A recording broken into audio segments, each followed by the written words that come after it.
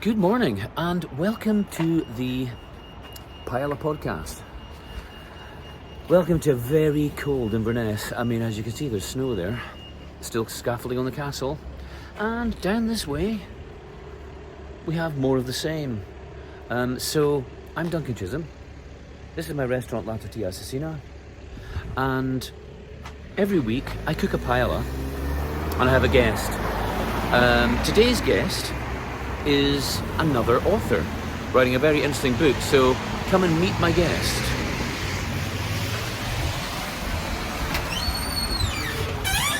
Hello, man. I don't want to hang about outside long in these conditions. It is cold out there. So this is David. I better get this right. David MacKail, you say? MacKail. Because it looks a bit like MacKail when you read it. David MacKail, and he is a book writer. He's researching a book on the do's and don'ts of internet dating, and he's working on a book at the moment which has a working title of 50 Things You Need to Know About Internet Dating. A subject that is of interest, I think, to a lot of people, and it's relevant to so many kind of very current social issues.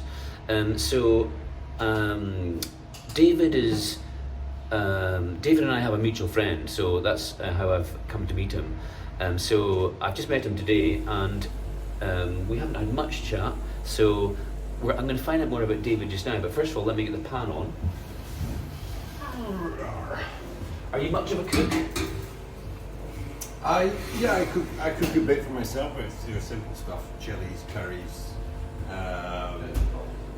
the odd scallop dish because I live on the coast, so we've got good scallops. And they're easy to do when you know how to do it. The coast of Scotland? Yeah. So I live in Tinnabrook. Where's that? Which is it's on the Cowell Peninsula. So if you were driving from Glasgow to Campbelltown, you would go through Tinnabrook. So it's sort of near Butte, Rossi, right. That area. Got you. I've been there a few times. That really is the other end of Scotland for us in Inverness here. But I once cycled from Campbelltown to Cape Wrath. That was a fun cycle. Ever done a bit of a cycle up the west coast or a journey up the west coast? Not really. It's on my list actually now because I've lived over. That's why I have a funny accent. Because I've lived overseas for 30 years plus. I haven't travelled much around Scotland, which is now my plan now. So I moved back to Scotland last summer, and so now I'm doing the last summer, Scottish thing, going back to my roots. Yeah, because we in our brief chat you said that you'd lived in the Netherlands for a while. Where specifically in the Netherlands? I lived in the Netherlands for 23 years, and I did 10 years in Amsterdam, and I did 13 years near Rotterdam. And is your ex-wife Dutch? She's Dutch, yes. And you mentioned something about kids, and I didn't catch what you said. Is there multiple kids? I have two daughters, 19 and 16 years old. Wow. And they still live in the Netherlands. Visit me on holidays. Right. That's nice. 19 and 16, crikey, you did start early. Really? I was 34 when I had my eldest. It's not that early. What do you think about in the world of dating?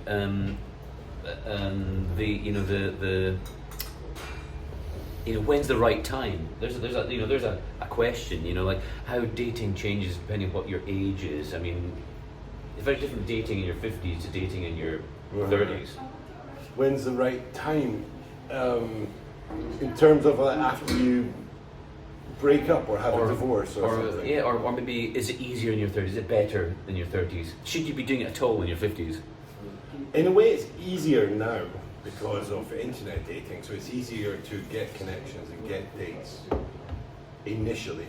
But I think it's harder to, if you want a relationship, it's harder to establish a relationship.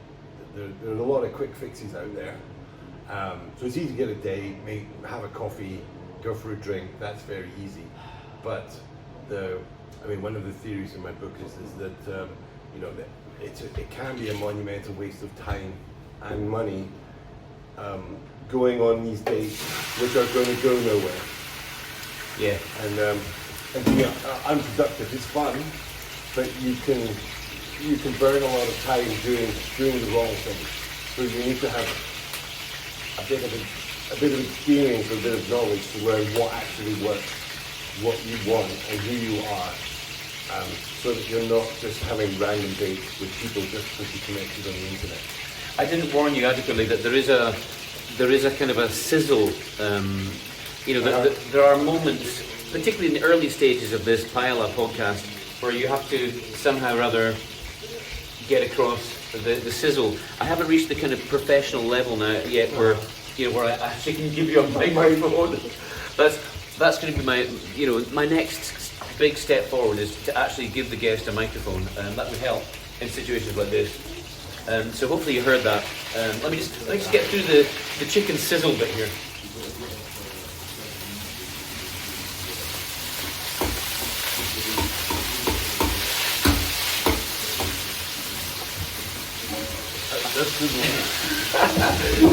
I need a napkin. The other thing is there is quite a big sizzle off the chicken, a bit bigger than it should be. I've been very aware of this recently. And the existence of a sizzle like that also indicates the existence of water, because it wouldn't sizzle without. But I guess meat has a water content, but there's always the worry that the meat you buy has got too much of a water content, because that's that quite often in the chicken business, apparently that's where we can be deceived in buying chicken that's been kind of injected with water. Yeah, exactly. So let me get through this sizzling bit, the difficult bit of the chicken, then you won't get spattered of fat on you anymore.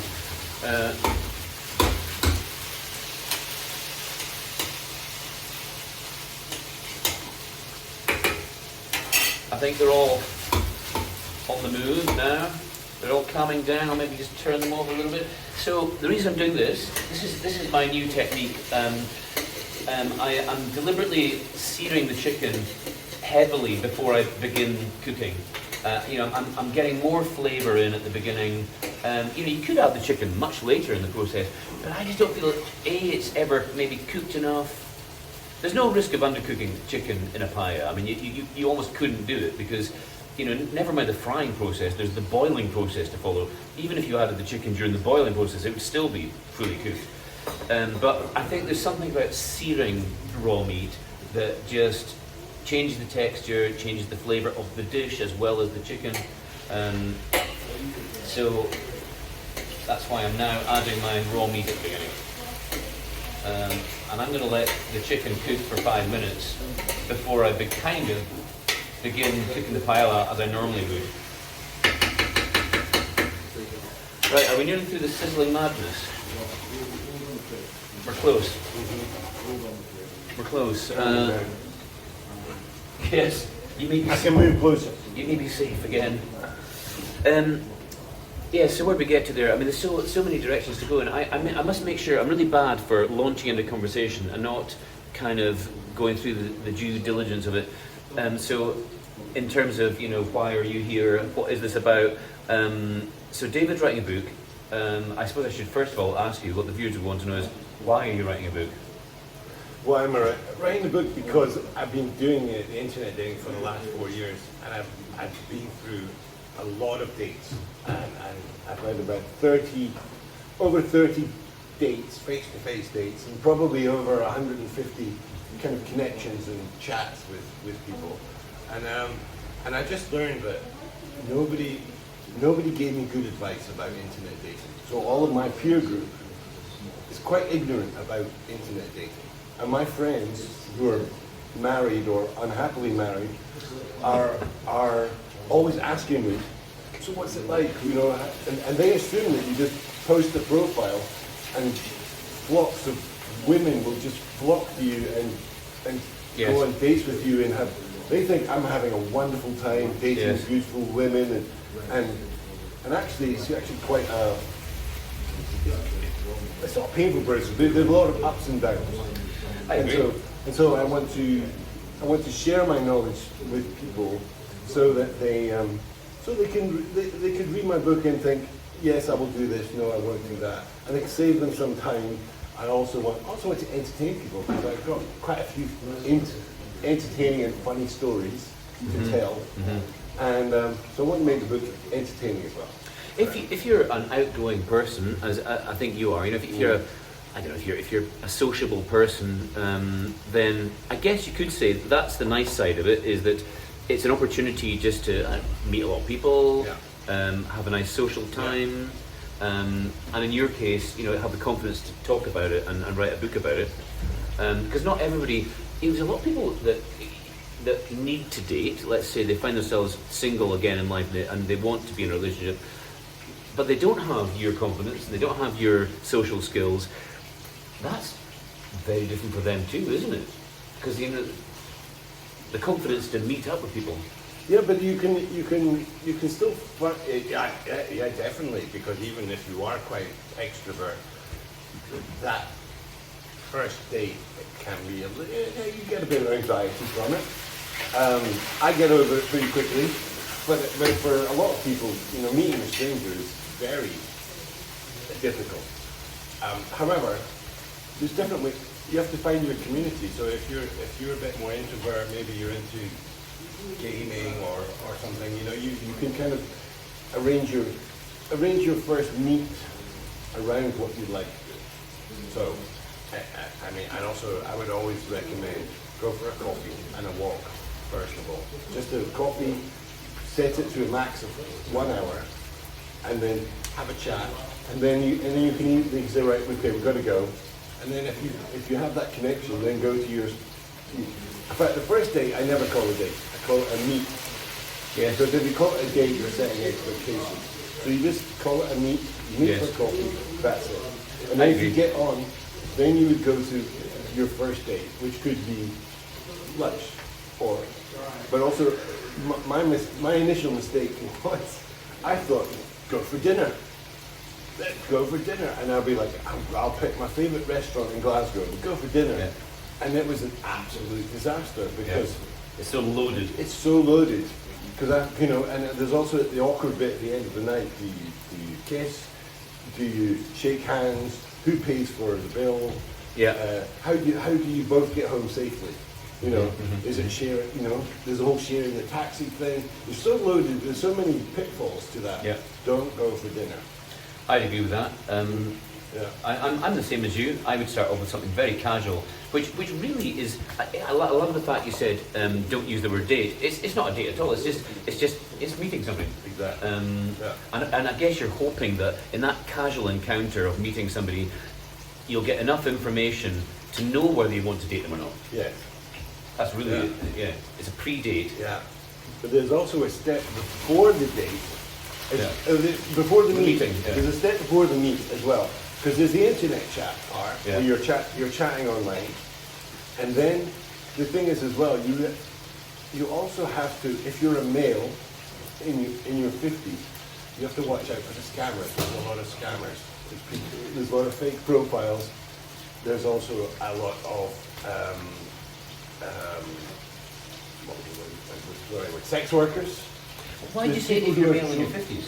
Why did you specifically? I think because they see a man who's single, maybe lonely, who's got a bit of money to spend, and I've had a lot of scammers coming to me, trying to establish a relationship with me so they can get money out of it.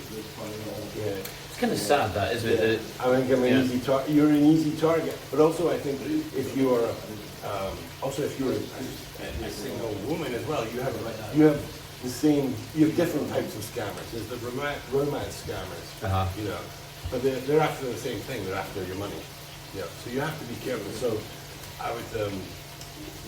I generally, if I can't understand where a person comes from, like if they're a bit shady on what their job is or where they live, then I will ask for a video call with them before we even do coffee. I'll say, let's have a quick video call or a quick telephone call, because a lot of the scammers drop out at that stage because they obviously can't sustain the scam if they're not. So they could be, it could be a person living in Africa, pretending to be a nice lady from West End of Glasgow. You know, it's quite easy to pretend that on your phone, and so you have to kind of weed the people out.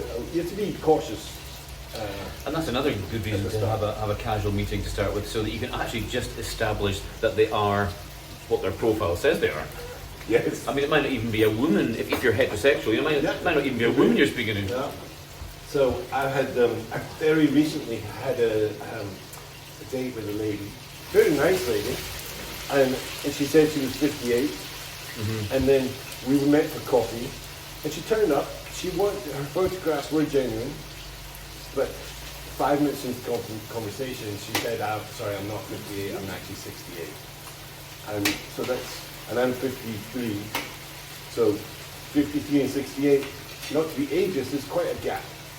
So essentially, she, I don't know, conned me a little bit into the date. But I would say, interesting though, she's a really interesting lady.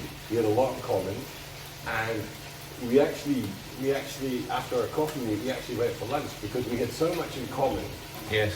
But in a business sense, that we went for lunch, not as a date. It was simply like to talk about. So you really kind of made a friend. You didn't. It wasn't a romance. You made a friend. You actually met somebody that you liked, but didn't really want to have a romantic relationship. Yeah. That happens. That's happened to me many times in life. Has it happened to you? Yeah, definitely. Where I've met women that initially for whatever reason I think it could be romantic, and then actually it's not. It turns out to be just a nice person, and actually we end up being friends. Yeah. That's not a bad outcome. But the interesting thing about my book, through the research of my book, I have about 20 people that I had dated. So I have their phone numbers, their contact numbers, and for some reason or another, she didn't like me, I didn't like her, or mutually didn't like each other. But what I've done is I've gone back to all of them and said, "Can I interview you for the book? I'd like to know your other stories." And then, because we're not in a dating context, they're very open about their stories. And these ladies I've dated, we're not friends, but we still keep in contact, which is very nice. And it's funny, if you take the romance element out of internet dating, it's actually quite interesting. You do make good connections and meet interesting people. I want to go back to what you said about the age thing, and the lady that lied about her age. I want to give you a sort of a male equivalent, which I'm guilty of. I'd like to have a family, and so a man of my age is not the kind of man that women would expect to have a family with. Mm-hmm. You know what I mean? So any woman, and here's another problem I would say with internet dating is it's all based on parameters. So there's something that's worthy of investigation, is because everybody goes on and they're asked to set parameters, and age is one of them. And any woman who in her head is thinking, I want to have kids at some point, I'd like to have maybe the opportunity to have a family, she's just naturally going to not include in the age group. She's probably going to search 35 to 45. Exactly. Which would exclude you. Exactly, right? which excludes me. Yeah. And I know that I'm like the only man of my I'm the only man of my age that wants to have a family. Mm. So instantly that's where dating sites don't work for me. Yeah. It's never going to put me in contact with women that want to have a family. So what I'm saying is there's a potential deception with me as well. You know, where women that meet me might discover that actually I want to have a family, and they're kind of going, oh, I wasn't expecting that. Yeah. Or you could go the other way. You could age yourself as your profile as in that 45, and then when you meet, you could say, actually, by the way, I'm 50. How old is 57, 58. 58. As of last week. Yeah. And then you could do what that lady did to me, and just hope it doesn't. I don't know if that would be a success. You're starting with a deception, so it's probably not. And there lies the problem, isn't it? When is it ever, if it ever is right to be deceptive? You know, I guess a lot of people do it. That's a very overt, that's a very exact, obvious way to do it. But people quite often want to give the wrong impression, don't they? They want to make themselves out to be something they're not, in various ways. But I think that also people, you always put your best face forward online, so everybody kind of oversells themselves. You know, online, everyone's as perfect as possible. You go to the gym 3 times a week. You have a good car. You have a good job. You're very interesting. Everybody says, "Well, I go to the theatre, and I go to gigs. I go to theatre. I go to comedy clubs." Really? Do you do all those things? No, but we occasionally do those things. But you make yourself. Yeah. You oversell yourself a bit. Yeah, actually, you do it once a year, where you might be giving the impression you do it every week. Yeah. Monroe bagging. Yeah. If you look online, it seems that nearly everyone in Scotland is Monroe bagging every weekend. You know. Absolutely, and especially up here in the Highlands. That so many people come to live here for that reason, because it's such a good place for outdoor stuff. That deception's an interesting one. But do you not think that also we deceive ourselves, because we find somebody that loosely fits our expectations, and then we throw all our expectations on them. We almost make them into something we want them to be. Absolutely. And that's equally dangerous. Well, yeah, and also what you do is you kind of grab onto the few things that you have in common, and you think, oh, this is the perfect person because she likes the same music or she likes the same film, and in reality, there's 3 things you have in common, but there's 50 reasons why you shouldn't be with that person. But you grasp onto the tiny elements that you have in common, and then you build it up in your own mind, because you're thinking positively. You want that person to be the right person. Well, exactly. That's so it. It's not and we do that naturally in life. With even when you employ someone, for example. Same. When you employ someone, you think this person is brilliant. Yeah. Brilliant. Because of 3 things they had that match your criteria. And in reality, you ignore the negatives. That's the thing. We have a tendency to ignore the negatives. If the person you're interviewing is a nice person, let's just say, as simple as that. You just like them. You particularly might tend to do exactly that. You kind of go, I like this person. I want them to be right for this job. Yeah. And you. Yeah. But you're right. It's exactly the same as dating, isn't it? Yeah. Really. So, I mean, we need to take a leaf out of your book, quite literally, when it comes to interviewing in my business. And let me just get a towel, because all this mad sizzling has created an oil issue. Oh, and I'll leave the property just as I say that. Oh, we'll get that. Quite wisely, being a chef as he is. So I had a good example of that. Was that I met this girl, and she was a nurse, which I was like, tick, because my mum was a nurse, and she owned her own house, tick. She'd written a book, tick, and we had a couple of dates, and they went very, very well. And then I stayed over at her house after the date, and then I realised she had no family pictures, and then she and a big knife collection. She'd fallen out with every member of her family, and she told me that it was because their family were all headbangers and nutters, so that's why she's fallen out with them. But actually, she was the nutter, but I was ignoring that because I thought she was a wonderful person. She ticked a lot of boxes, but I ignored the fact that she had no family. She'd fallen out with her sister, her brother, her mother, her son, and that was a big red flag that I shouldn't have ignored from the start. Totally. You've just reminded me of another thing. I mean, I think that's so important. Is especially when you're young. You're running on instinct. When you're dating, you're really running on instinct. You don't have enough life experience to know these kind of things you're talking about, and so you just instinctively choose somebody. But people ought to be consciously thinking exactly that. They should be thinking, I'm not just marrying a person. I want to marry a family. Yeah. Well, you know what I do now? One of my first questions is in the conversation is, what did you do at Christmas? So I want to know whose table did you sit at for Christmas dinner? If you had Christmas dinner alone with your cat, big red flag. If you had Christmas dinner with your sisters, brothers, mothers, aunties, that's a big massive green flags. So I have the Christmas dinner question. It's one of the key questions I do. It tells you a lot about a person. And then there's the other thing as well. You've got two daughters. I have a daughter, and I didn't see my daughter at Christmas time. You're talking about the Christmas dinner analysis. The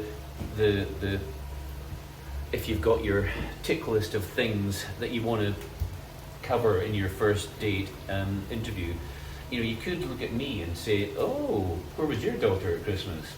And then of course I'm one of these parents that's not allowed to see their child. Yeah. And without going into too much detail on that for obvious reasons, that is a big issue. But then at least you're having the conversation and then you're getting it out there, and that's your truth, right? Your family, and there can be good reasons for it, and it's fine if there's good reasons for it. So then it makes sense. Sometimes you can be estranged from someone for another reason because the other partner is in control of the that child. So there can be valid reasons. But at least you're having the conversation and you're you're sharing knowledge that you both need to know. It's I've been guilty of this in the past. Before I was a parent, I'd be guilty of dating somebody and they have kids, and then so I want to know, what's the situation with the kids? Because I guess what I'm saying to myself is, if we get married, then what am I taking on? Yeah, absolutely. You're thinking, and I don't just mean financially. That's not my worry. My worry, and I don't even mean emotionally. I'm a very enthusiastic parent. I love having kids, but it's more kind of like, what other family are you taking on? What's the current situation with the ex-partner? Where does that feature in your dating? Kind of day one.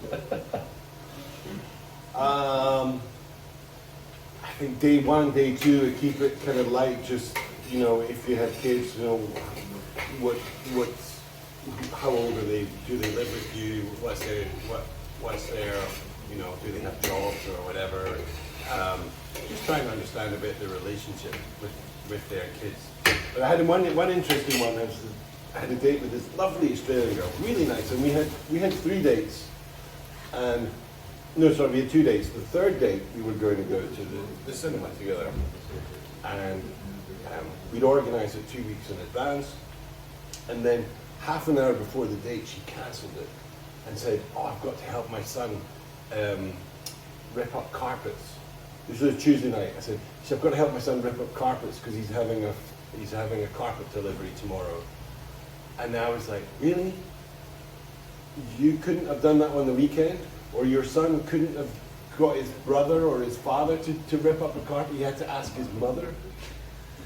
The carpet story? Carpet story. So, date 3, cinema, and she cancelled about half an hour before because she had to help her son rip up carpets on a Tuesday night.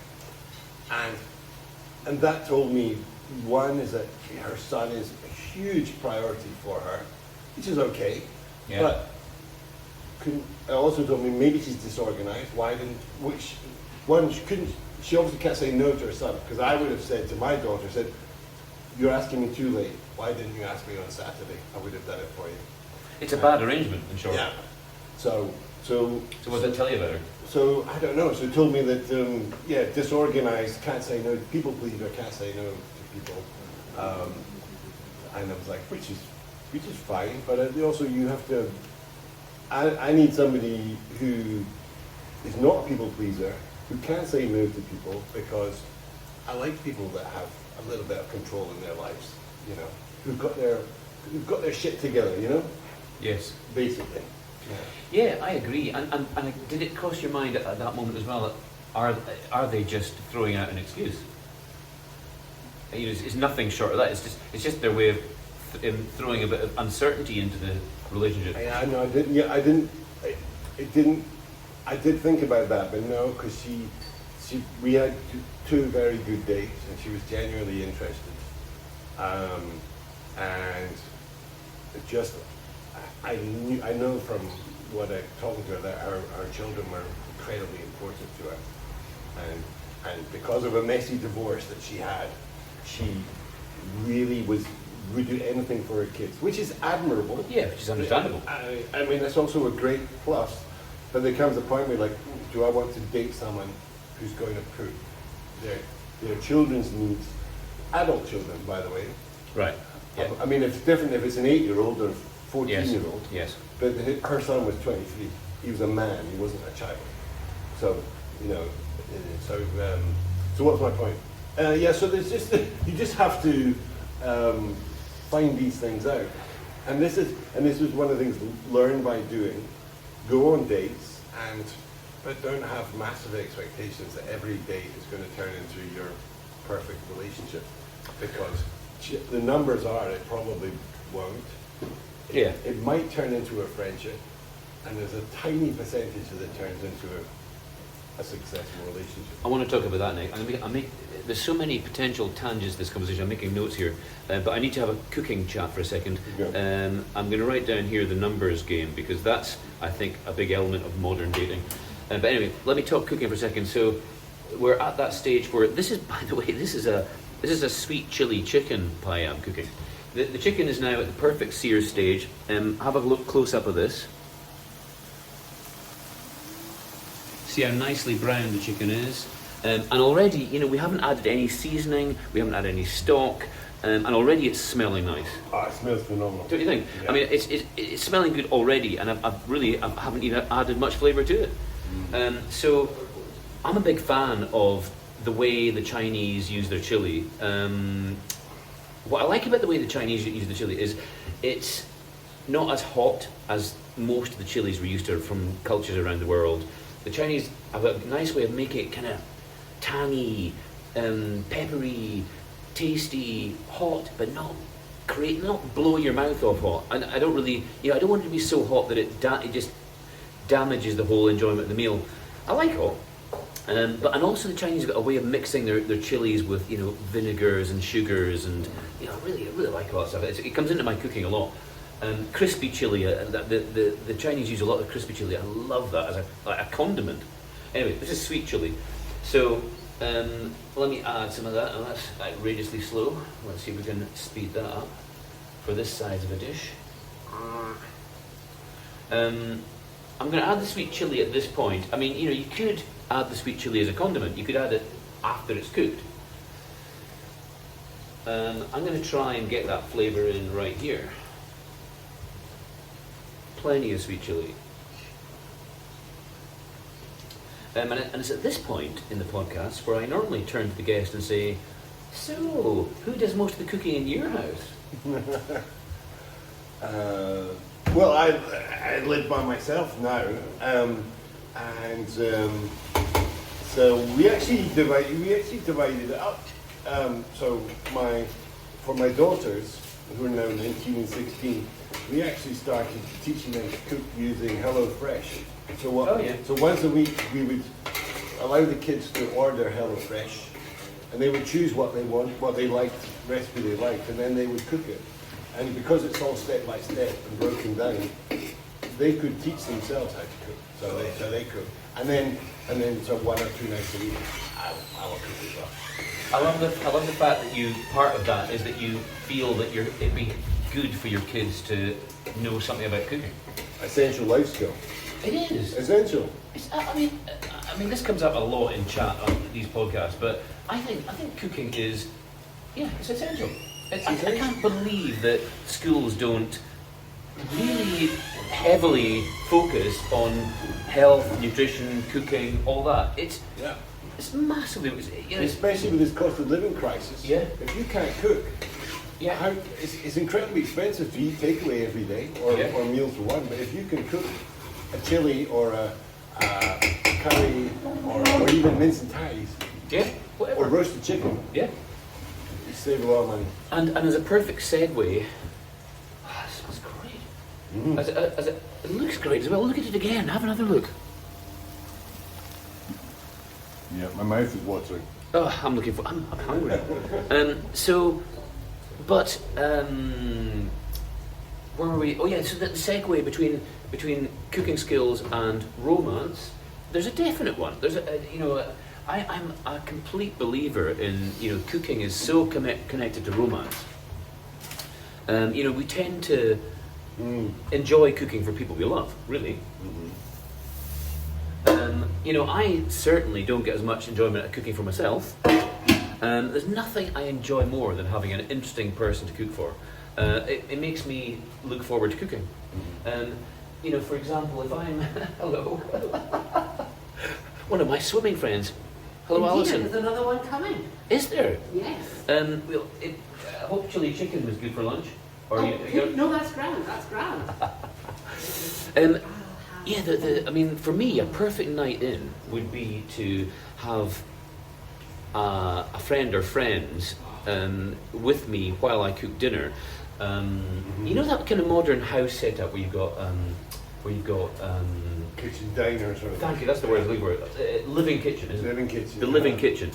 That's very me, that's in terms of how a lovely night in for me, having somebody interesting to cook for, who can hang around the kitchen, you can play loud music, you can talk, whilst the cooking's going on, and you get involved in the music and in the cooking, and or if it's a date, you can cook together. Cook together. That's a good thing. Alison, my friend Alison at the bar there, Yes. she would be a good person for you to speak to as well. David here is writing a book about, let me get this right, you tell her. What's the book? So it's about 50 things you need to know about internet dating. Oh. The do's and don'ts. Oh, the do's and don'ts. Well, Yeah. I from chatter, I would just assume don't believe anything. Right. Really? Yeah. Have you been internet dating? No. I joined clubs. I joined clubs. Which is a very good thing, and this is one of the conclusions that I'm coming to. Yes. And one of the recommendations in my book is that spend less time on the internet dating and spend more time doing things you love doing, Yes. like clubs, Yes. I don't know, sports or arts or something. Yeah. I mean, I think the chatter was that there was an awful lot of investment, of emotional investment, before you actually set eyes on somebody. Yes. And then you set eyes on them and you thought, actually, I think it's awesome. Yes. So, get to the club. Yeah, and then you're actually meeting the real people Well, straight that's away, it. That's it. and then you don't have to filter out Go. the frauds. Very good. Filter out the frauds. I'm gonna- He's got a chapter name there. that is a chapter. Well, Filter filtering out the filter out frauds. the frauds. That's it. Yeah, brilliant. Because that's the hardest thing about internet dating is there are so many frauds. Look, and also, it's just very difficult to really know a person when you're only in 2 dimensions, which is Absolutely. on the internet. You need a 3-dimensional You person. can sit at a table and think, I hate the way you throw your food. Yeah. And I never want to see you again because I just hate the way you swallow your food. Yeah. Well, I had a date with a lovely girl. We were talking for weeks. Yeah. And she was lovely, great chat and everything. And we went for a coffee, and she turned up with dirty trainers on.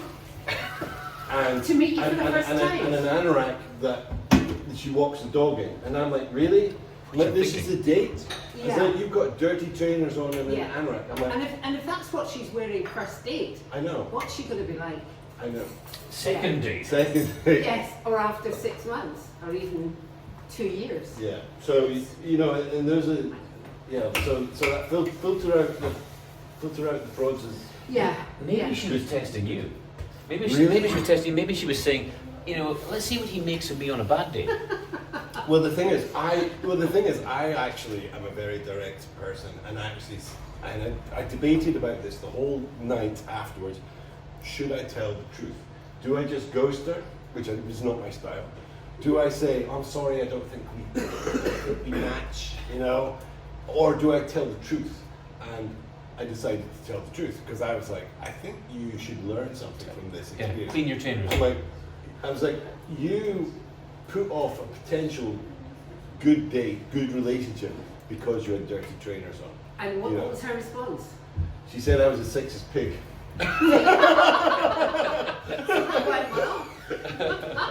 Which I'm not, but my advice to anybody is if you're going on a meet or a date, Yeah.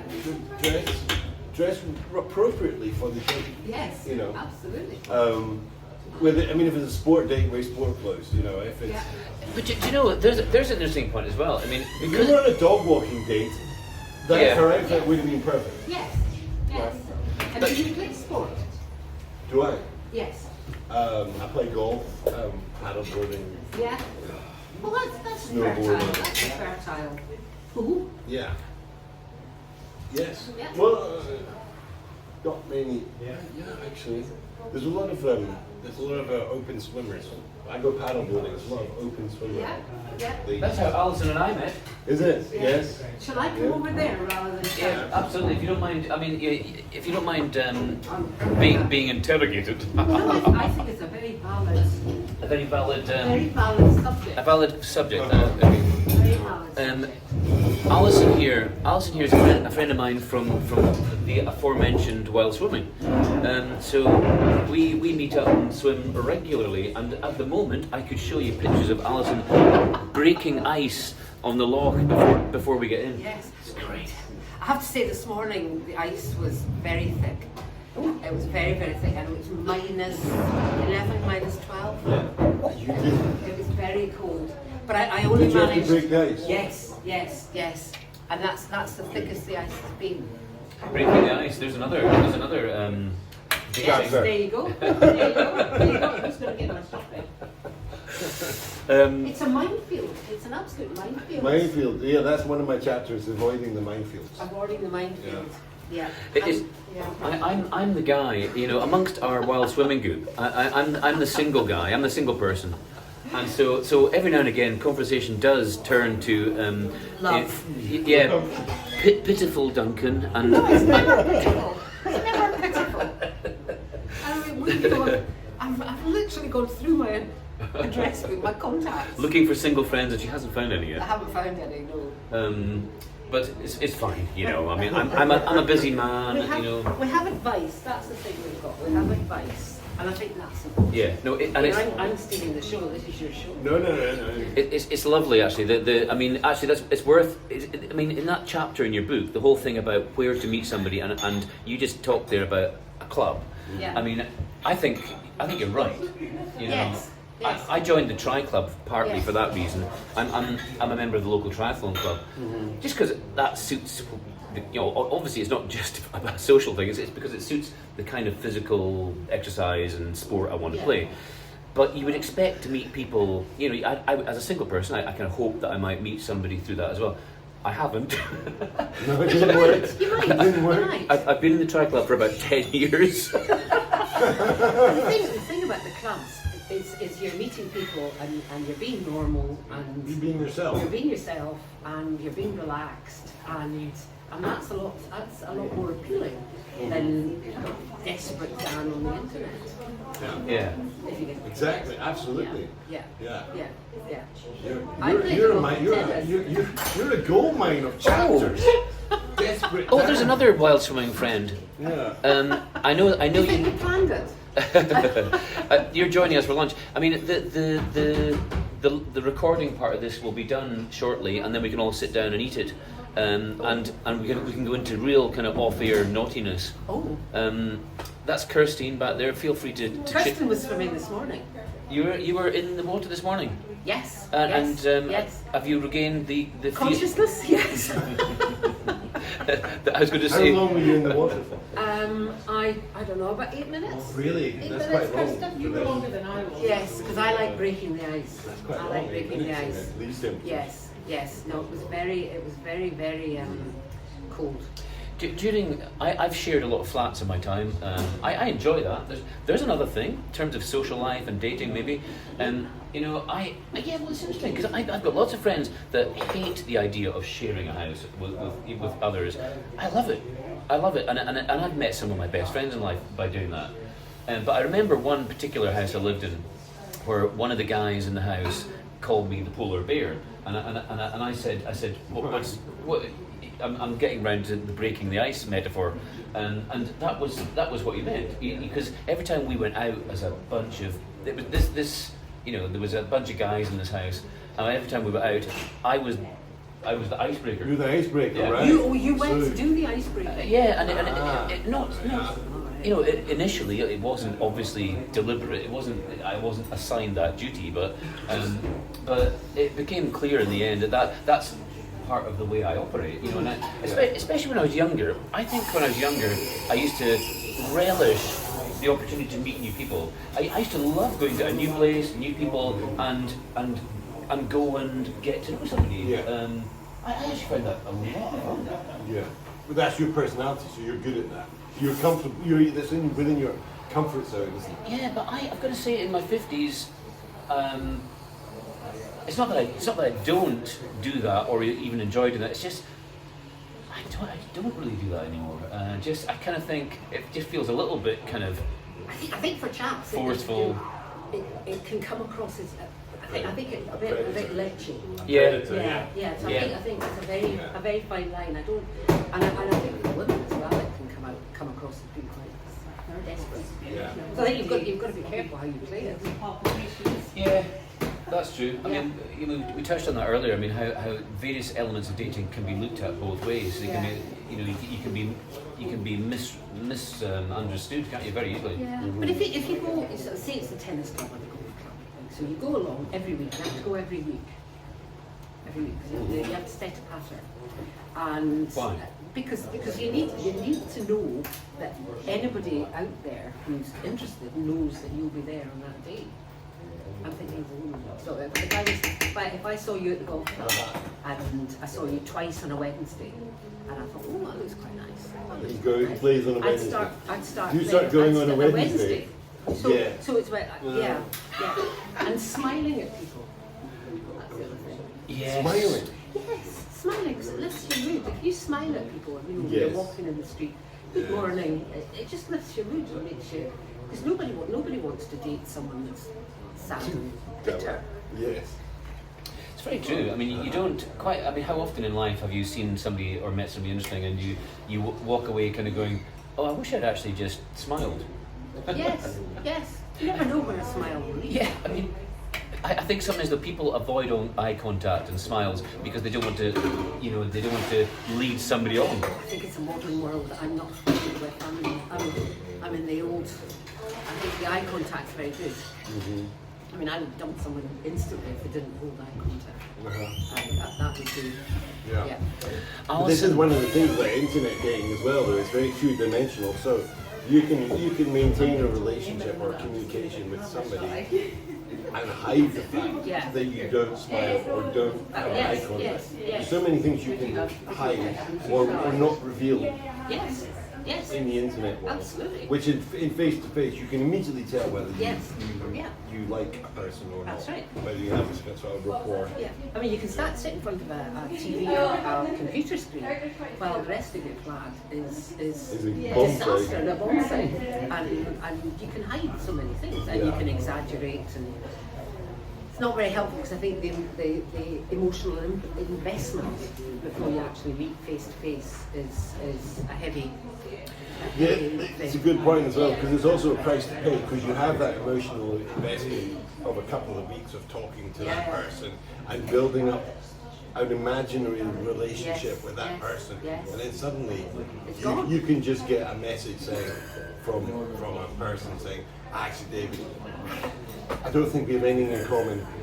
It's not going to work out, and you'll be like, oh, I've just invested 3 or 4 weeks talking to you, and suddenly it can just disappear. So you've got to be aware that this happens all the time, and also because people online dating are often having multiple conversations with people, especially ladies, definitely, because women have far more men approaching them than the other way around. So women rarely approach a man online, but it's always the men who are approaching women. Yeah. So it's very easy for a lady. So like I might get 1 or 2 approaches in a month, 1 or 2 from conversations from working out. Yeah.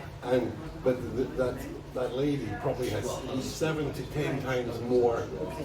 And they actually say they're overwhelmed because they get bombarded by so many messages from so many men that they actually can't pick which one to go on to have coffee with. Because I've heard that a lot. Yeah, I from think that's people probably true. They're overwhelmed. Do you think the young do it better? I mean, I'm thinking back to the work group, the team that I worked in, and they would do it almost exclusively, or internet dating. Yeah. So they would go to the pub, and what's the one Tinder.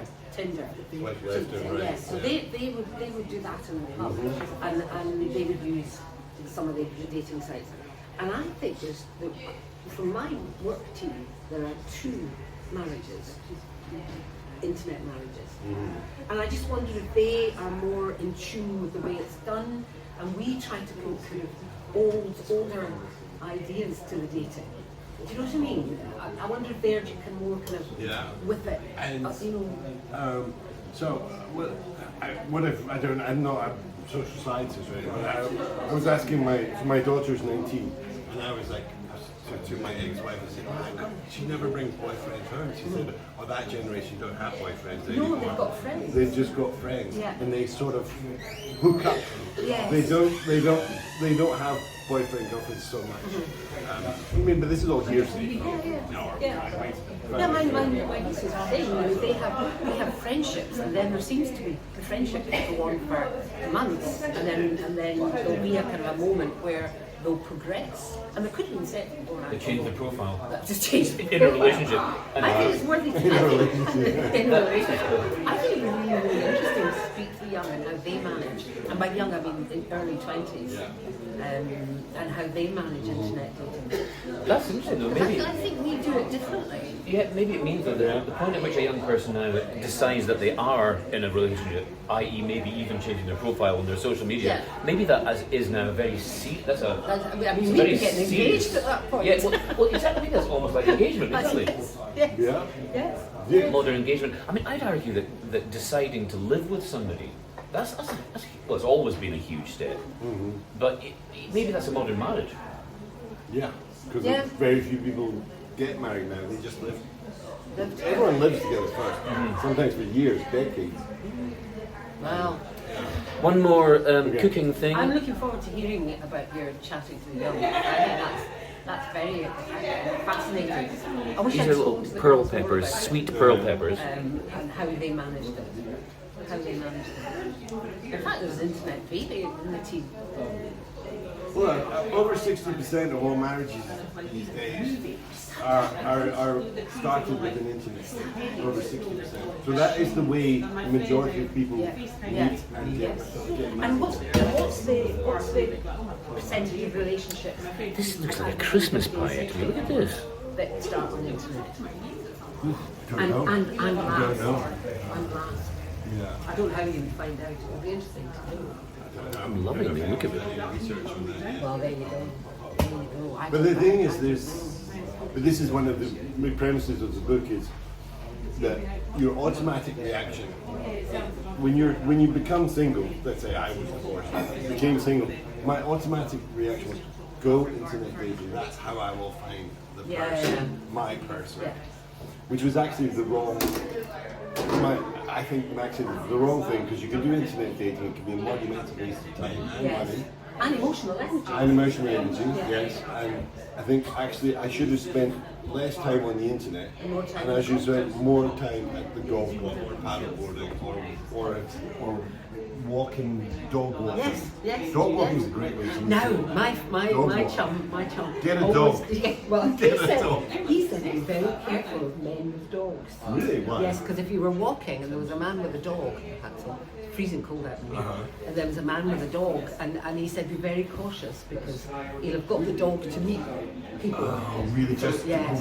Oh, I think that definitely- someone like me who said get a dog. Yeah.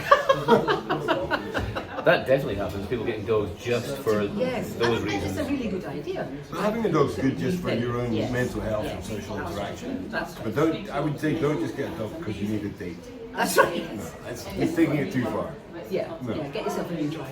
I prefer cats, and which puts me at a huge disadvantage in that area. You can't walk. You can't walk up and down the street with a cat. Doesn't get me any dates. No. Would you like to go back and see my kitten? Yes. Or maybe said, why is that man dragging that poor kitten on her legs? He's clearly very odd. Yes, you would get odd ball walking a cat. Yeah. I've made some notes. There's a couple of things I want to touch on before we finish because we're nearly done. Lid's on because last 10 minutes under lid.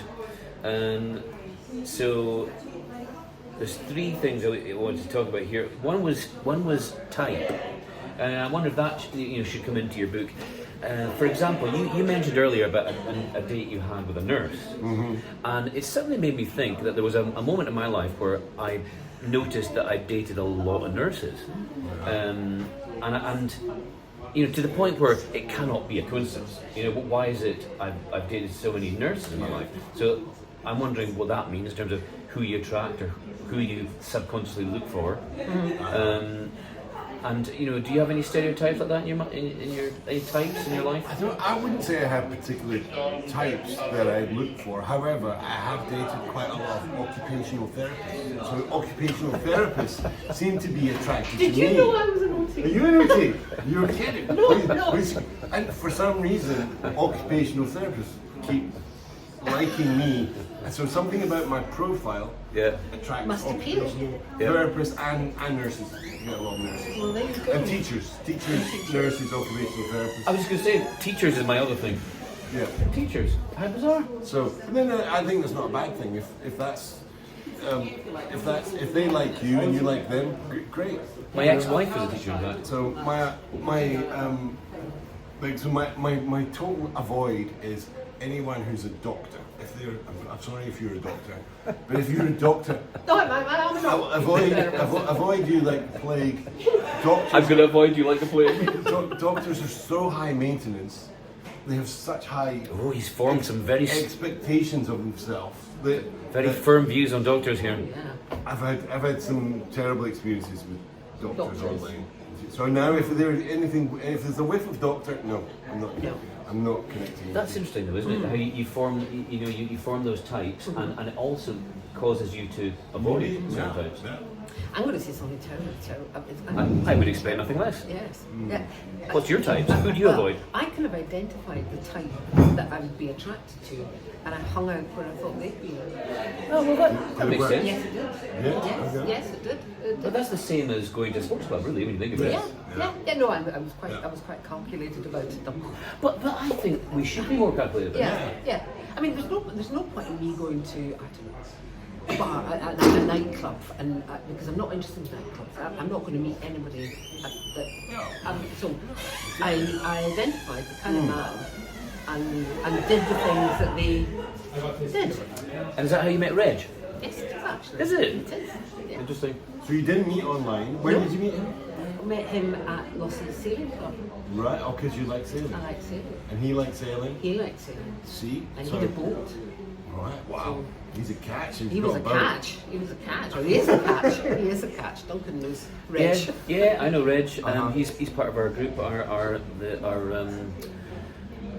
on the fringes while swimming group. Yeah. So you just identify what you I don't know. So my depressing conclusion is get off the internet Yeah. and go and do Yeah. real things Do with stuff. real people Do stuff. that you like, Yeah. and then you'll increase your chances. Yeah, and you become more confident. And Yes. You become more able interesting. and more interesting. Well, you're more interesting if you've actually done something Yeah. physically with people than Yes. you've just spent the whole evening Online, yeah. trawling through. Yeah, I mean, how much more profiles. interesting is it to say, well, last week I went and played golf and we went to this club and I did that, or I've spent the last 4 days internet dating in my bed. I'm going to carry on grilling David. I'm going to go. Normally at this point in the podcast, I'm going to go and get some wine, and I then ask you about wine. Anything you don't drink in the world of wine? Are you Anything really? I am driving later on, but I can have one. You have a mouthful or something. Is Kristen coming in to join? Yeah. I like almost everything as long as it's not really sweet. So, Right. If it's red or white and not too sweet. Okay. Shiraz, Merlot. Okay. Talk amongst yourself. I shall fetch one. I think Kirsten's coming in as well. Kirsten, I'll bring the chair round. Can you manage up there? I've got my handbag there. So Alison, you have already been on one of these, haven't you?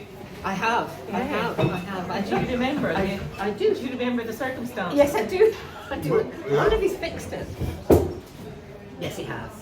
So we were. Oh no, it was at your house. Yeah, we were It was flooded. at your house. You were flooded. We were flooded, and you were arriving by kayak, Kayak. and Duncan started filming, and our boys were thoroughly confused because they could smell Duncan cooking, and we were streaming him on our television in our living room. That's right. That's right. That's They right. couldn't That was the last understand flood. why. Yeah, that Was that last year? It was just after the porridge competition. Ah, right. Oh, that's right enough because we went to the porridge competition with Duncan. The porridge competition. Duncan enters every Duncan year. enters every year, and we'd been down to Carbridge, and everything was flooded. We were due to go up to Kirsten's, but we just had to go home because it was just too Yeah. flooded. But then we went round the next day, and Duncan cooked paella, You kayaked over. kayaked over. Duncan It's quite stayed the night. hilarious. Oh, the night one of your flooding in incidents. Yeah, I was just recalling the last time Alison featured in one of your videos. Oh Regular. That's right. Actually, do you know, we should actually get you in a regular slot. And I mean, one of my plans for this year is to do this better. I mean, and today's sadly not an example of it. I haven't done the planning on this yet, but I've been speaking to a lady that I've got an advert out right now for a podcast assistant producer. Wow. And I want to actually, spend £100 a week to get a bit of time from a professional and do this, have it properly planned out, guests properly planned out, questions properly planned out, and and the interaction between food and chat properly worked out. So Food's a great thing for dating, though, isn't it? There's nothing more Yes. seductive than food. Oh, really? You think Yes, so? yes. Whatever. Seductive if in terms of what you're eating, or if can I they know, can I they mean, cook? if to be invited round to a chap's flat or house, and for him to prepare dinner, it's very seductive. Is it? Yeah. Is it not a bit creepy, like going into the man's space? Well, I wasn't thinking about his first date. I think that's Okay, down the so line, you're right. down the line, and maybe this is my the first, and this is my flat. Fourth or fifth date? Yes. Yeah. Yes. And I think that's very seductive. well, I was kind of touching on that earlier, and kind of saying that in my I'm life, driving just half a glass. in my life, It looks lovely. cooking is really important, and I think in my mind there is no question there's a connection between cooking and romance. Absolutely, definitely. That's Yeah. plenty for me. Sorry, I'm not thinking about Well, it. this I'm is going. Duncan, it's nice. I've gone for a rosé cava. I've kind of upped the the investment in wine in this episode because we didn't get our Christmas paella together. I feel like maybe this is it. This is. It was just so hectic before Christmas, wasn't it? Yeah. I mean, everything. And I it always was. had to cook for an army that never turned up. And the other thing that's interesting about dating and internet dating is be careful when you introduce alcohol because it does affect your decision making. So it's good to have the coffee date and the walking date and those things. But because once you go on a date in the evening and there's a few drinks involved, it definitely affects your judgment. Yes. And it's very difficult to extricate yourself from any date in the evening. Yes. I Yes. think the first few dates should be lunch dates because I think it's easier to Yes. extricate yourself Absolutely. at a lunchtime if you're in the evening. You need an exit strategy. Yes, you do. You do. I'm glad that Alison brought the word extricate into conversation, because I was going to say that, because I think one thing that is never talked about is people don't think about how they get themselves out of a relationship, no matter how, even if it's a relationship that's not very advanced. I think we all should have skills for how you get out of relationships. Because some people, I think, don't get out of relationships or get too deep into them because they're just too scared to get out of them. Yeah. I think especially with internet dating, is you have to be prepared. You have to be prepared to be dumped as well. And it's not dumped as a big word, but quite often, your internet chat or your dates will end with either ghosting or just a three-liner text message, which so you have to have a tough skin if you're going to go internet dating. And so it's not for the faint-hearted. Often the amount of emotional investment has been very, very heavy. So say you're 6 weeks down the line and you get dumped, you're already very emotionally invested. Yeah. And then you're dumped and it's catastrophic. Yeah. Whereas if you're meeting them face to face. But that's the thing, is get to the face-to-face very quickly. Yeah. Within a week Yes, or two, yes, don't get hang to the coffee stage. Yes. Don't get overly invested. No. Very quickly, in two I'd say. dimensions. Get there very quickly. Yes, good And advice. yes, and so you can find out how they swallow their coffee or hold the fork or Do you think? anything. So Hold there's their no- fork. Is that a thing? Oh, that's a thing. Is They it? use their napkin. Do we all have? I mean, no, I don't mean those of us present, but do you think we all have those peculiar little nauseous things, little icks, as they call it these days? Yeah, that maybe don't stand up to general reason. It's just something. Or public discussion. Is anybody willing to admit to an ick? Do you have an ick? Something that if somebody does it, you kind of go, oh, I can't be doing them. A girl that swears a lot in public, Okay. unnecessary. I don't mind a bit of swearing. But someone who swears a lot, I'm like, I can't take you home to my family if you swear like that. Yeah. So swearing is an ick. Yeah. Meanness. I find Sweet chili chicken paella. Wow. That was fantastic. Shall I pass it round? Can I have some forks, please? Meanness. Yeah. Meanness? Meanness. Yeah. Is your ick. Yeah. Okay. I'm prepared. Meanness. Good, I think. Yeah. I think so. Yeah. And so how would you, so what you're saying is, But I think everyone has the ick for meanness, don't they? if the I mean, person, meanness is not an attractive quality in anybody. Meanness is spirit as well. Right. Meanness is spirit. Yeah, meanness. and would you test that, by if you've reached the dinner stage and it comes to Yes, bill, Yes. and if the guy kind of was a bit kind of hesitant and I don't know. It's a meanness of spirit. And then, I don't know, what do you think? Do you think the should be in the first place? I was just about to say that. Is that a sexist comment these days to say, should the guy pay for the first dinner? It's such a long time since I've been on our first date. I don't know. I think I often say that a good judge of character is if you go for a walk somewhere and you get really badly lost and see how the other person reacts. Oh, yeah. We went for a walk once with another family and I thought the husband was delightful and I'd known him for years. And then we went for this walk and it was thick snow, we had lots of children with us and we got really badly lost and he absolutely lost it. And I never liked him again after that. Yes. Well, so you want to, on your date, you want to put the other person under a bit of pressure to see how they react. Yes. Happy New Year. Cheers. Well, Happy New Year. actually, that's a good point because you. I've had a few dates where the lovely girl from St Andrews, and she turned up like an hour and a half late. Oh, well, that's it. But she said, "Oh, there's a traffic jam on the A9." Had she contacted you? Yeah, Oh, so they tell sent you. a message saying I'm late, and then it didn't matter because I knew it was traffic, and then we had a really good day. Yes, and yes. it- Well, that's it went okay. well. If there's But you traffic. could see how a person, Yes.